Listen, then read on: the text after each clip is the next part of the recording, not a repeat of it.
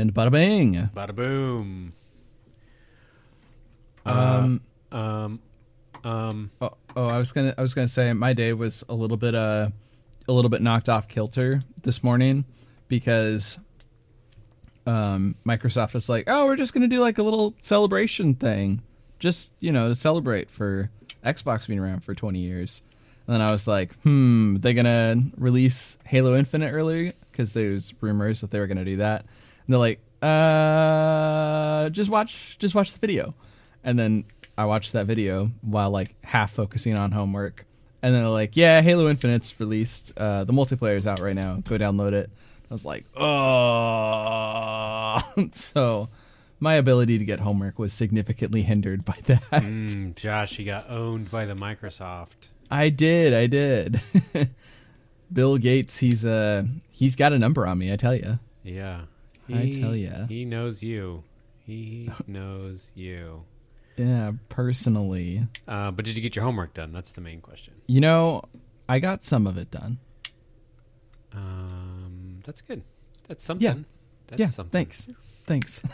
I didn't know if I was going to get judged for not having gotten all of it done. I was like, you better not. Who am I? Your judge? I don't know. Yeah, fair.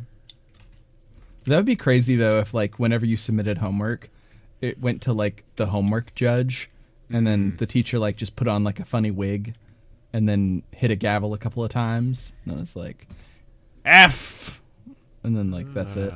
Yeah, you and I have different definitions of funny. For those that aren't in person with us as we do this over the internet, Kendrick just sent me a document right as he said that we have a different definition of funny, and the document's name is Bonas Episode, and I started cracking up as I saw it. So we do have some overlap in our funnies, I guess. Yeah, except you have a weird fantasy of being scolded. You get off on being scolded by a teacher in a wig.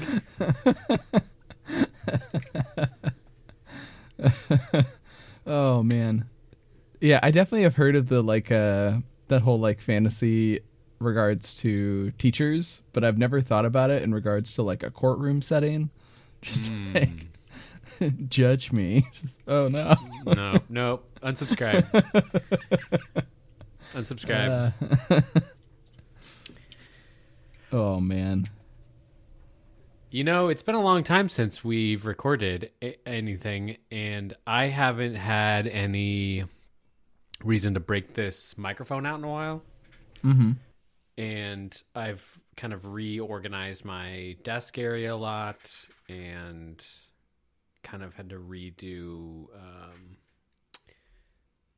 the cables and everything for this mic. And I was really worried that we'd sit down tonight and I'd hit the old on button and nothing would work. So I'm glad that I didn't have to change anything and it all seems to be working. Knock on wood. Yay. That's the Christmas miracle. I've been going to the movie theater a lot recently and seeing a lot of stuff. And oh yeah. It's been a lot. I've been like, oh my God, there's so many movies to see. Yeah, and then you tweeted out that like all of your DVDs just got available at the library too, and you're like, no. The library. We just got back from vacation, and I went to the library, and I currently have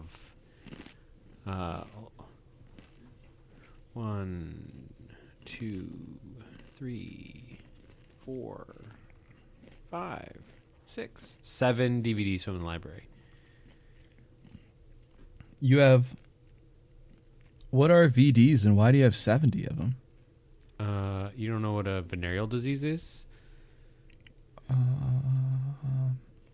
I guess your generation probably calls them STDs. Correct. I was like, what sort of old man virus is this that you're talking about? Have you really never heard that phrase?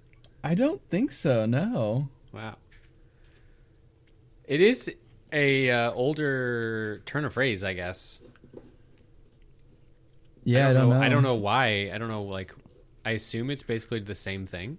Like, we probably learned more science and then we're like, we have to add the science before the rest of the letters. Yeah, that's definitely what the S means. Scientifically. Oh, is venereal disease? To venereal disease. Yeah, they're the exact same thing. Oh, really? Yeah. Huh. Weird. Why did we switch that? I don't know. Like, there's not enough letters in this thing. Let's use more letters. People had a hard time pronouncing venereal disease, I guess. Or spelling it, maybe. But you just do VD and then you don't have to spell it. Yeah, I know. Yeah, there you go. I know. Somebody should put us in charge of English. Yeah. Wow, if you look at our top episode list... On Anchor? The Sixth Sense, like... vastly outweighs all other episodes. Oh wait, maybe that's within a certain time frame. Yeah, it was. Wow. Yeah, in all time, according to Anchor, The Sixth Sense has 92 plays. Yeah. That's like double any of the other ones. I guess Blind Date has 53, but apparently somebody's really good at like advertising. It's not us. It's one of our guests. Did you say bad advertising? Oh no, advertising. Oh, bad advertising would have been pretty good. Bad advertising. That's pretty great. Is there like any advertising that we could sign up for where like one of our dads plugs our shows in like a little commercial or something? It's like, oh, this is Kendrick's dad, and I just wanted to tell you to tune into where there's a Willis, there's a way, and then do that. That was a good bit you had there.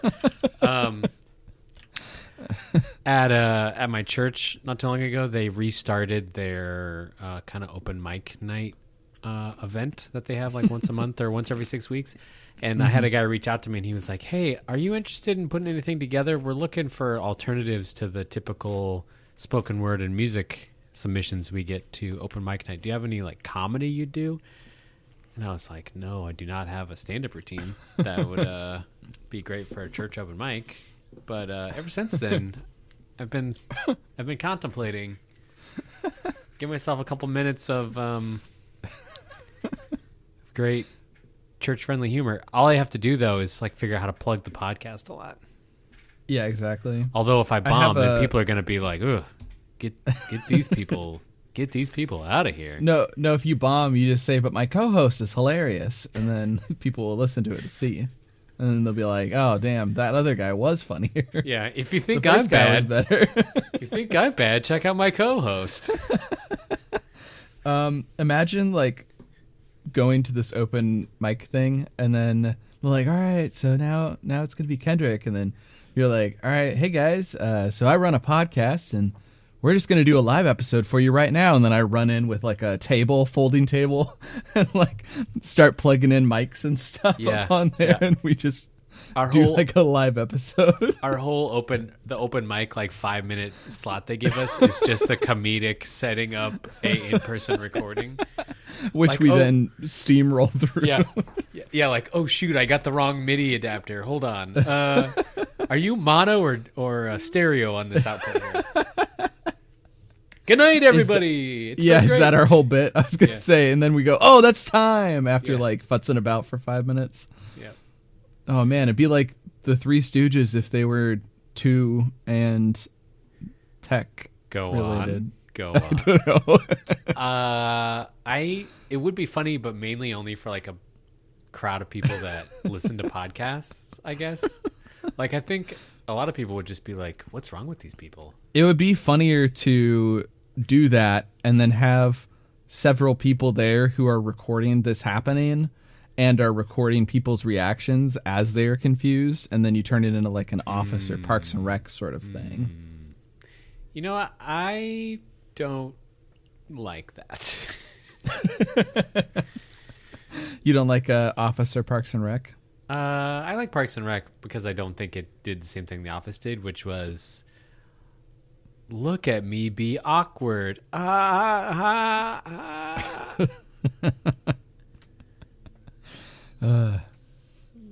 Parks and Rec just moved off of Netflix at some point recently. Peacock, right? To Peacock, yeah, and I don't have premium Peacock. I got... Wait, you need premium Peacock? Well, like, if you use regular Peacock, it just, like, only shows you the first couple of seasons. If you want to watch the regular... gosh. If you want to watch the other seasons, then you need premium Peacock. And the, like, first couple of seasons are kind of rough. Yeah. Not only is that streaming service confusing, their free and pay tier is very obtuse. Yeah. We're currently me for the second time, my wife for the first time watching Battlestar Galactica, which is on Peacock, and I didn't start it for quite a while because I was like, I'm not a subscriber. And then I finally was like, oh wait, there's two, and it's on the freemium package. And apparently there's supposed to be ads, but because my ad blocker runs, sometimes the ads don't show up, and then it's just ad free. And I'm like, oh great, this was perfect. Oh, I don't know. So you do that on a computer? Yeah, we were watching it on my laptop while we were traveling recently. Okay. But now that we're home, we'll probably watch it on the TV again. It was just the whole streaming economy we live in. Very confusing. At least it's not Peacock Plus or something. At least it didn't have plus in the name. Blah. Plus. Yeah, and like Hulu has 3 levels, but I did not know that for the longest time. Yeah, it's just how many ads you see, right? Or is there something else? Well, it's like there's like the free version. There might even be 4. There's like a free version, then there's like the poor man's Hulu, which has ads, and then there's like the bougie man's Hulu who doesn't want to see live TV, and then there's Hulu Live TV. That's right. Which is for sports ball fans. Which is also hilarious because I'm pretty sure Hulu is majority owned by Disney, and so the Disney machine is just like getting you twice, getting you at both ends. Oh yeah, yeah. The Disney machine is, they make some pretty good content, but as a business model and from a consumer perspective, not the biggest fan of them, obviously. No. Not at all. Not at all. Have you seen any new good TV shows or movies recently? I haven't seen any new stuff recently. The only new stuff that I've been watching is I'm a like cringy person, and I catch SNL basically every single weekend. So that's been about it. Oh. That's been the new things. That's not bad. Do you watch late night? Of any form or flavor? I watch, like, if somebody on my Twitter timeline's like, oh, this John Oliver clip was really great, I'll watch that, or I'll look up clips of late night every once in a while if I'm like, I wonder if that Conan guy's still kicking, or I wonder if, like, this thing, or if I see somebody that come across my recommended that is like very interesting to me, then I might watch it. But a lot of late night just is so frustrating to watch because it's very samey, and it has this whole like, oh, this is a live conversation that we're totally having for the first time ever, and it's like, yeah, except for when you guys practice this, and this thing is scripted like just to bits. So if it's scripted to bits, I'd rather watch something that's got a decent script behind it, like a John Oliver segment. So not particularly to bits, but you do like SNL. Interesting. I don't personally watch either on the regular. A lot of people of my generation are like very religious in their watching of late night, and they usually have like their late night following, the one they always watch. Whether that's Jon Stewart or Colbert or whoever. And growing up, I watched Conan off and on, and I loved his influence on kind of the modern comedic landscape, particularly like through The Simpsons. I loved his Simpsons influences, but I never became somebody who would ever watch the show just to watch the show. I also would watch a clip if somebody sent it to me, but I never watched the show. But I feel like I'm in the minority for my age group, maybe less so. I know you're a little younger than me. Maybe you know more people like that. But I think a lot of people in my age group particularly found that to be almost their replacement for what our parents had the nightly news for, which was kind of like they knew the anchors, they knew the rhythms, they wanted to stay up to date on the news, the previous generation's newspaper, the radio, so on, so on.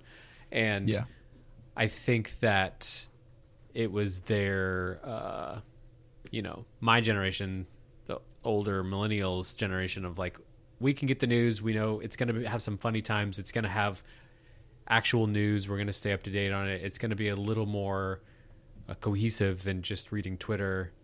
I like the writers here. A lot of the writers on these comedy shows have gone on to do great things. Obviously, there's like major writing teams, and some of them, Jon Stewart and others, have like actually done great journalism and kind of brokered great stories and fascinating takes, are not just kind of like a piece of comedy.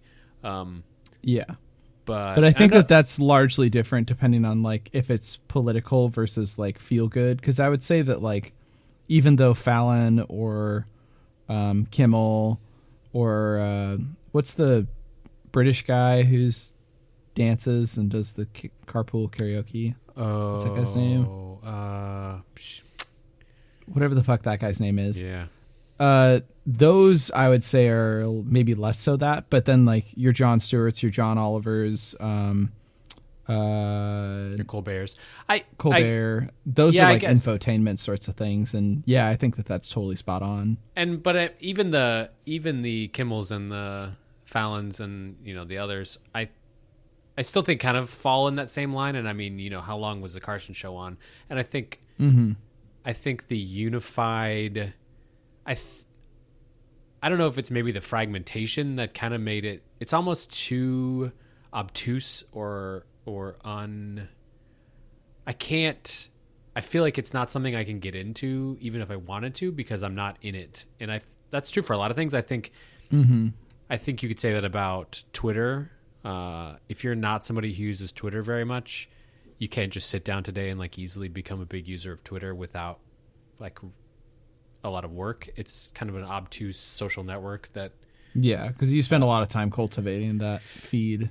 And so previous to now, you had Carson or you had Letterman, kind of the name that was the nightly kind of late night talk comedy news stuff, and it's just never something that clicked with me. I don't know what the future holds there. I think those are still vastly huge, media empires. And like I said, I definitely feel like I'm in the minority of my generation of people who follow that. So who knows? Yeah. I do sometimes It'll be interesting to see. I sometimes feel a little FOMO because I don't follow them that closely. And I'm like, man, I wish I loved these guys as much so that I could watch these funny jokes. But it's just, I'm never like every morning or every night being like, ooh, I'm going to turn on my guy, my shows. Yeah. That's just me. Yeah, I totally get that. So yeah, you've been watching SNL. I saw a ton of movies. I'm not going to go into all of them. I'm just going to call out I'm going to call out one that is on Netflix right now. It's The Harder They Fall. Have you heard of this movie? No, I don't think so. So it's fairly recent release. I think it came out, it looks like it came out October 22nd. It stars Zazie Beetz, Idris Elba, Jonathan Majors, Regina King. Oh, yes, I have heard of this. It is a Western, but like a modern, I don't want to say modern Western because it's definitely set in the West, but it has more of an updated soundtrack. And it is very funny, very visceral. It's definitely feels like it has some Tarantino roots. I didn't know anything about it other than that it was a Western, and you start watching and it is extremely graphic, like very bloody in the very beginning. Yeah. And I was just like, whoa, I guess that's the kind of movie we're watching. Very good, very enjoyable. Probably going to be one of my favorite movies of the year. The costumes are fantastic. So I caught the end of it and I was like, oh God, I need to watch this. This movie is great. Very, very good. Another thing I watched recently that I want to call out is also on Netflix. It's a limited series called Midnight Mass. And it's a horror adjacent show on Netflix. I think it's 7 episodes, I believe. I'm not sure. But it's written and directed by Mike Flanagan, who did The Haunting of Hill House and a whole bunch of other movies. In addition, The Haunting of Hill House was another popular TV show from several years ago, limited series. But Midnight Mass, very good, very interesting take on like faith in a small community, and very scary. I guess I wouldn't say very scary, but very unsettling, and some like really great monologues near the end. I think everybody should watch it regardless of your stance on horror, and I think even if that means just reading the plot summaries, I think it's something everybody should at least like ingest in some way. Just because it's like such a fascinating piece of storytelling that I think people should be talking about. Yeah. So that's what I've watched recently. Nice. Yeah, they talked about that on one of the podcasts. I can't remember if I recommended it in like my Tasty Treats or not, but in the Veterans of Culture War podcast, they talked about that show for a little bit, and I was like, this sounds fascinating. Yeah. If you could find the time to watch it, I know it's 7 episodes, so a little bit more work than like a movie is. But it's very bingeable. Like once I started watching it, I was kind of like really sucked in.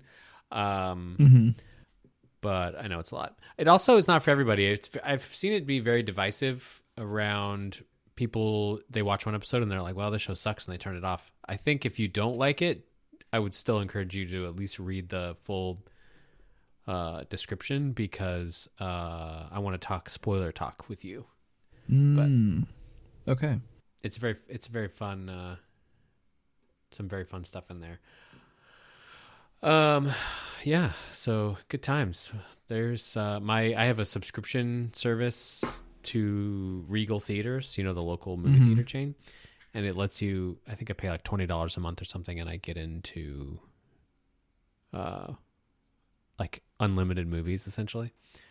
And I looked at the upcoming release schedule for movies the rest of like between now and Christmas, and I'm like, oh, I got to start calendaring out weeks in advance what days I'm going to go see what movie, because there's too many things that I want to see, too many interesting looking things. Yeah. I think on Christmas I'm going to go watch the new Spider-Man movie. I think that's when that's coming out. So that'll be fun. Yeah, that's like my only plan though, I think, for movies at this point. If it kind of depends on if I decide to go watch the Eternals, but I accidentally just didn't watch Shang-Chi, and I'll probably end up doing the same thing for the Eternals. I don't know. Other than some of the older heroes, I'm not less interested in the Marvel stuff at this point. I think Shang-Chi is actually on Disney Plus now. I believe. So go and watch it that way. It's pretty good. I enjoyed Shang-Chi. Yeah. That's what I had heard. I heard that it was good. Having this subscription service means that I go see a lot of movies that I'm on the fence on, just because, for no extra cost to me, I can see it in like a theater experience. Yeah. Which is pretty nice. So I definitely am more willing to go see stuff that I probably wouldn't have otherwise. But Shang-Chi, I found, was enjoyable. Nice. Yeah. So let's talk about what we're going to do on the podcast. Sounds good. So if you're listening this far, thank you, listener. If you're just tuning in the middle of this episode, well, I guess that's on you for being confused. Maybe if we ever get our podcast on that like radio station or whatever the fuck was going on. Oh yeah. Hey, I submitted like it. As far as I know, there could be, if you're out there listening on the Basecamp, or not the Basecamp, the Helium Radio and Life Improvement Media streaming service, send us an email. Let us know. I'd love to hear from you. But yeah, it's been a long time since we've recorded. I want to say it was mid-August, late August. So several months.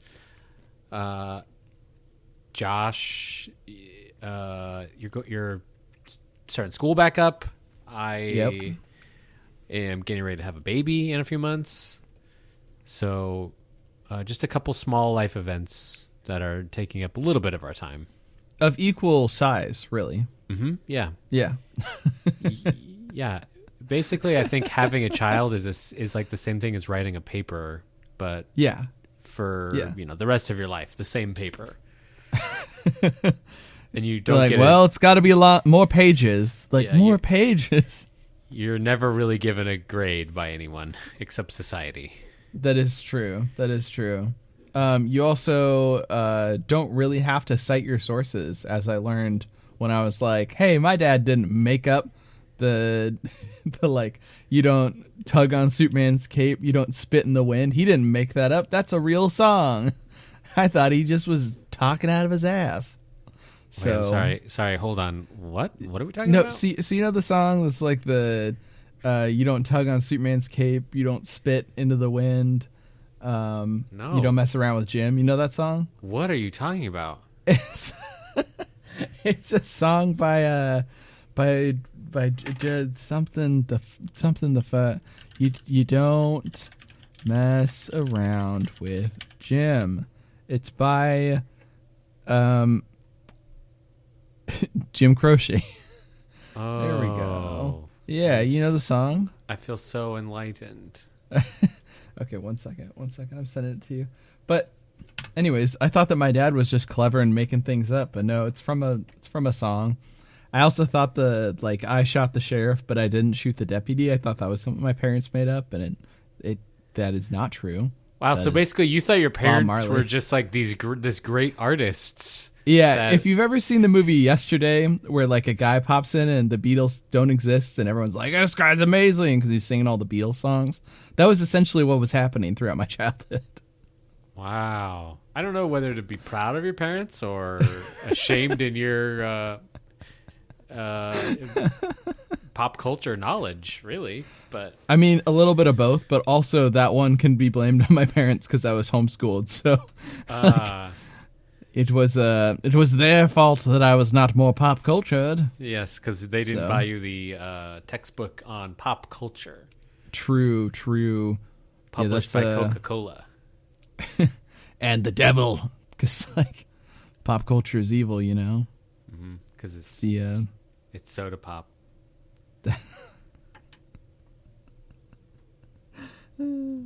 All right, yay! Well, folks, so anyway, all that to say, Josh and I have been a little busy, but we're still going to try to whisper our sweet dulcet tones into your ear holes via whatever ways we can.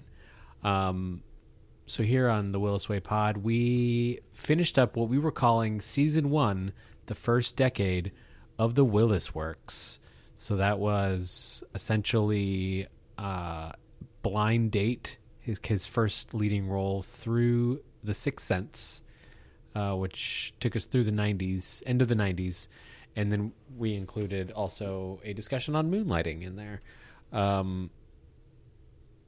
So before we keep going through into the 2000s, Josh and I decided we wanted to take some time and chat about a handful of other 90s movies that would help set the tone for what other cinema at the time that these movies are coming out was, and kind of for some blind spots for us, some of our favorites, help us kind of have an idea for what the landscape was of society before we head into the 2000s.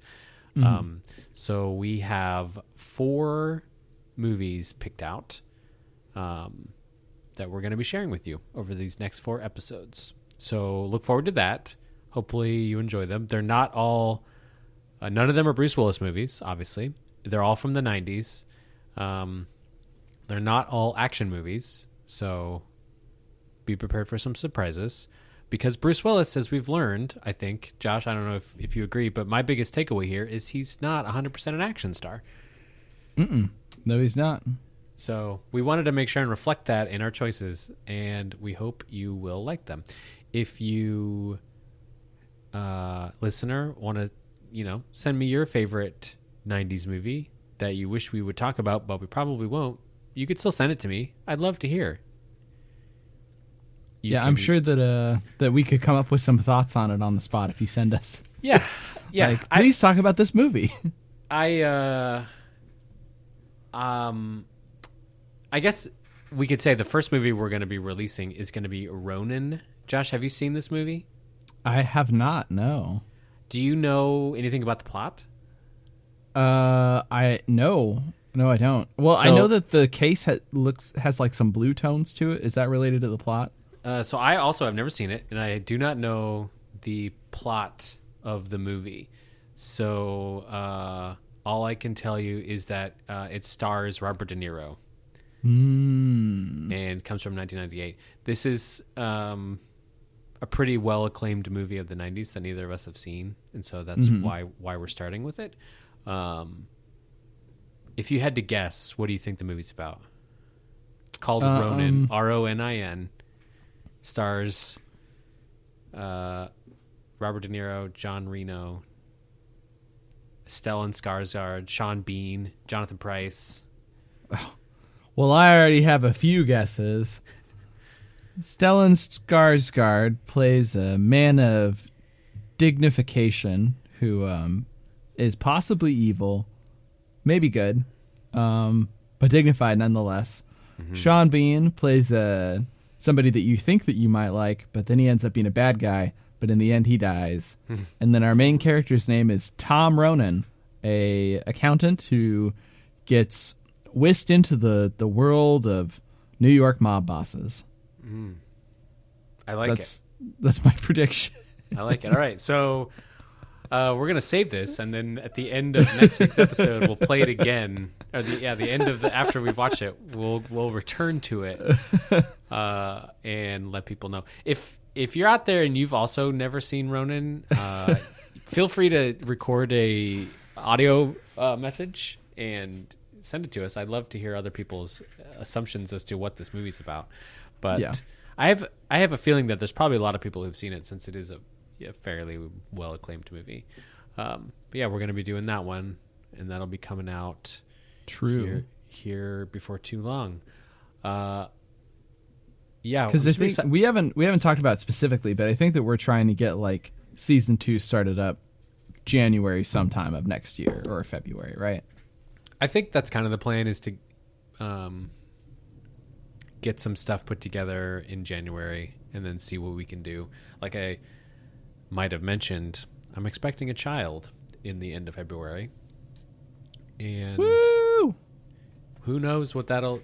Well, I can say I do know that that'll definitely change my time. So we're hoping to get some stuff recorded, some stuff put out, so that there'll probably be another break then. And you can wait in longing for us once that break comes. True. I am super excited to be doing this again, though. I feel like I've missed my Joshy times. Yeah, I've missed getting to talk with you.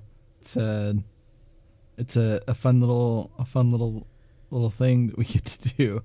I know that I've already mentioned it, but there's an SNL sketch that is talking about, like, instead of sending men to therapy, you try to get them to start a podcast together. That's like the whole contrivance of this sketch, and it just makes me laugh. It's like, men have such a hard time talking and being open with each other.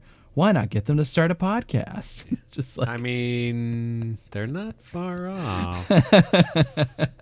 They're not far off. Well,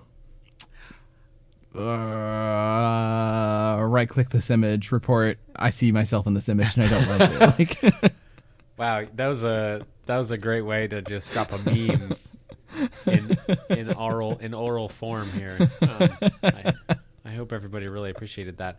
I'm excited to chat with you. I feel like even our least liked Bruce Willis movies, it was still good to sit here and chit chat and work my brain as we were struggling to come up with anything positive to say about some of those more abysmal movies called Beavis and Butthead, or I know, Cosmic Sin.